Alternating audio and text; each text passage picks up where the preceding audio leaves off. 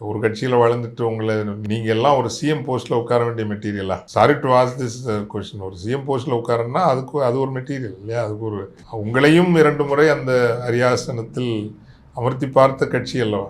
எவ்வளோ விசுவாசமாக நீங்கள் இருக்கணும்.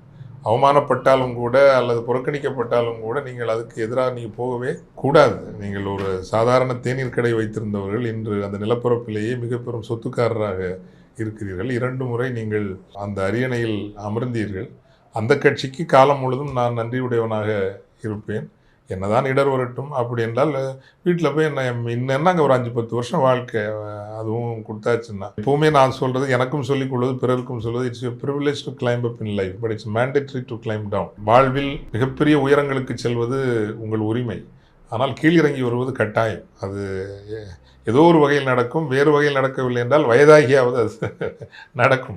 இந்த புரிதலோடு இருந்தால் கூட நீங்கள் உண்ட சோற்றுக்கு ஓரளவுக்கு விசுவாசமாக இருப்பீர்கள். அதைத்தான் அவர் செய்திருக்க வேண்டும் என்று நினைக்கிறேன்.